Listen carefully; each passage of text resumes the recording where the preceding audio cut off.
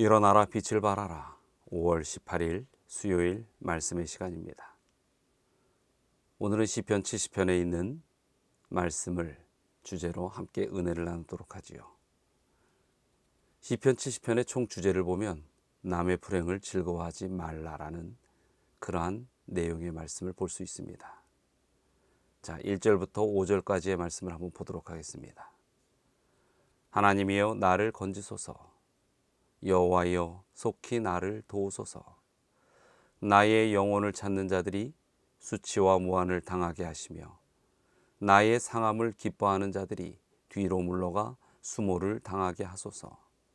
아하 아하 하는 자들이 자기 수치로 말미암아 뒤로 물러가게 하소서.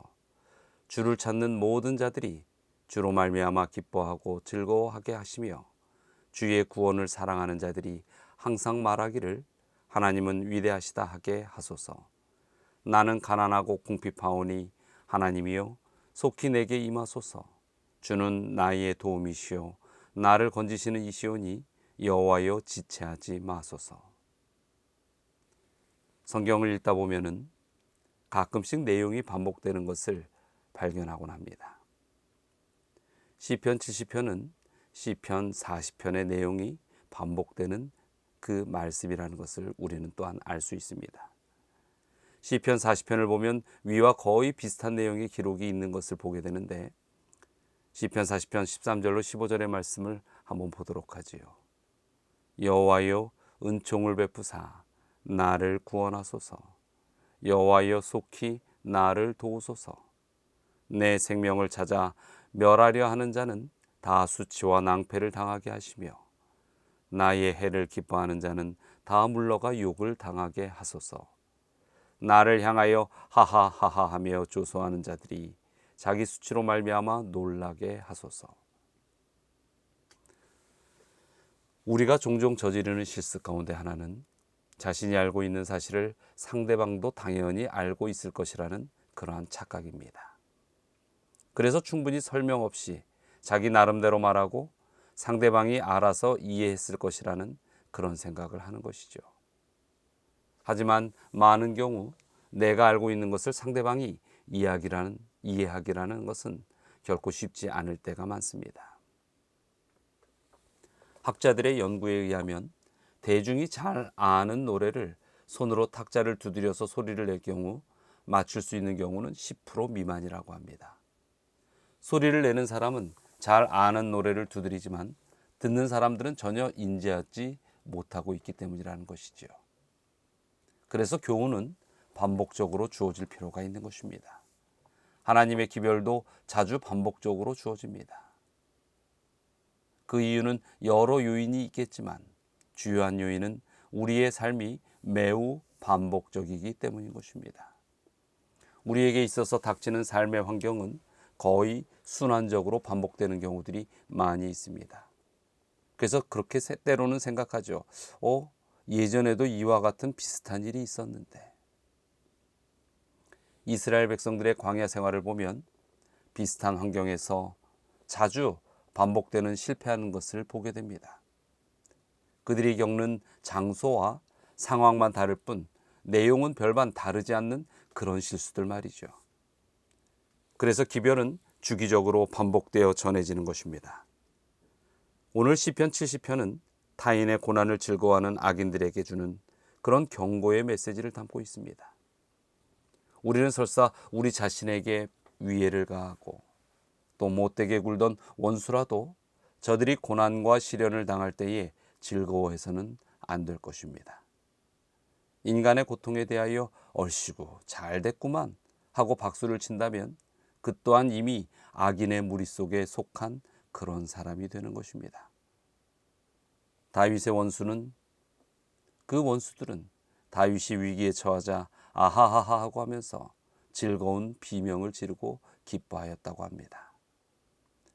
여기서 우리가 기억해야 할 것이 있습니다.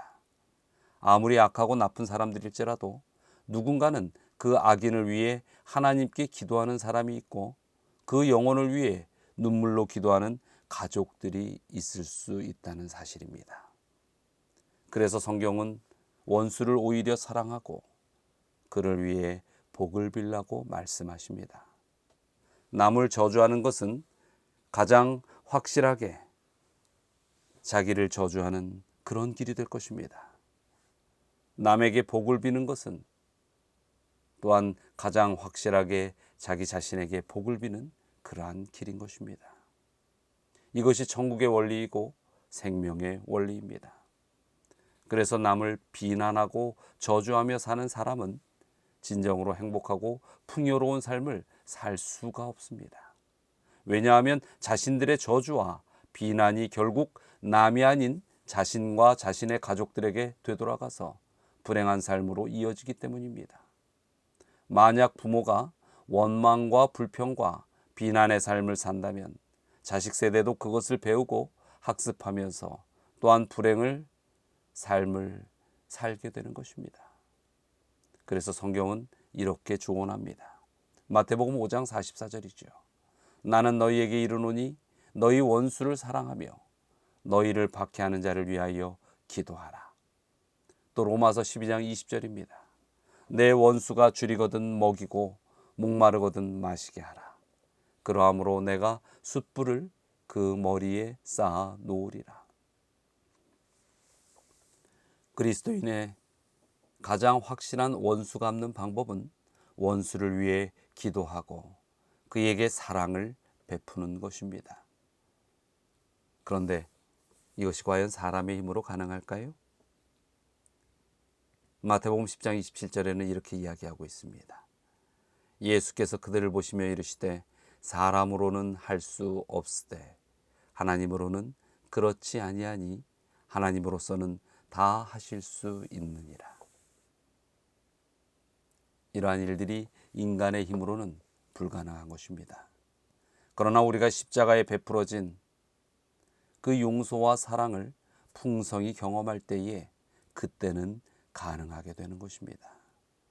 산상보훈 71페이지에는 이렇게 기록되어 있습니다. 그분께서는 비록 요람에서부터 무덤에 이르기까지 증상과 핍박을 쌓일 정도로 많이 받으셨지만 그때마다 용서와 사랑만을 나타내셨다. 예수님께서는 태어나서 죽음에 이르는 그 순간까지 증상과 핍박을 쌓일 정도로 많이 받으셨지만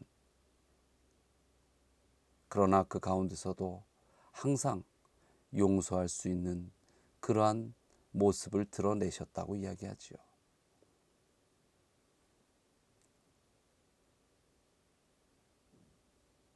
우리가 다른 사람을 진정 용서할 뿐 아니라 사랑할 수 있는 그 비결은 그 사람이 우리에게 한 일을 기억하는 것이 아니라 예수님께서 우리를 위하여 한 일을 기억하는 것입니다. 여러분, 오늘 하루를 살아감에 있어서도 예수님께서 우리를 위하여 베푸신 그 십자가의 용서와 사랑을 깊이 경험하시기 바랍니다. 그러므로 다른 사람들을 기꺼이 용서하고 사랑하며 그렇게 살아가는 날이 오늘 하루가 되시기를 간절히 바라면서 오늘 말씀을 줄일까 합니다. 오늘 또 한마음으로 이렇게 기도해 보시기 바랍니다. 내 마음에 아직 용서하지 못하였거나 더 사랑해야 할 사람이 있다면 그를 위하여 또 자신의 마음을 위하여 기도하시기 바랍니다. 그리고 배상국 장로님 또 배수경 성도님 가정을 위하여 기도하시겠습니다. 자, 다 함께 기도하시겠습니다. 사랑과 은혜가 많으신 하나님, 저희에게 베푸신 주님의 사랑이 함께하기에 저희 또한 항상 주 안에서 그 누군가를 용서할 수 있는 사랑을 품게 하시오니 감사드립니다. 그러나 아직도 저희 마음 가운데 누구를 미워하거나 용서하지 못한 대상이 있습니까? 누구에게 대하여 섭섭함이 있거나 원망이 있지는 않습니까? 오늘 저희가 용기를 내어 주님 앞에 자복하고자 하오니 저희의 이런 용서치 못하는 강팍한 마음, 죄된 마음을 주여 은혜로 녹여주시고 주님의 사랑을 기억할진대 이 모든 마음에 있는 찌꺼기들, 앙금들을 다 털어낼 수 있게 하여 주시옵소서. 또 배상국 장로님을 위하여 기도합니다. 항상 육신의 강건함을 허락하시고 그 가정에 주님의 축복이 승리의 가정으로, 믿음의 가정으로 이끌어 주시옵소서. 배수경 성도 가정을 위하여 기도드립니다. 아버지여, 자녀를 위한 어머니의 마음에 그 기도를 들어주시고 또한 그 가업에 하는 일들 가운데 축복하시고 가족들이 한마음으로 주님을 섬김에 있어 놀라운 사랑의 기회들을 허락하여 주시옵소서. 오늘도 주님의 말씀 안에서 승리하는 하루로 주께서 분명히 이끄시리라 믿고 의지하오며 예수 그리스도의 이름으로 기도드리옵나이다.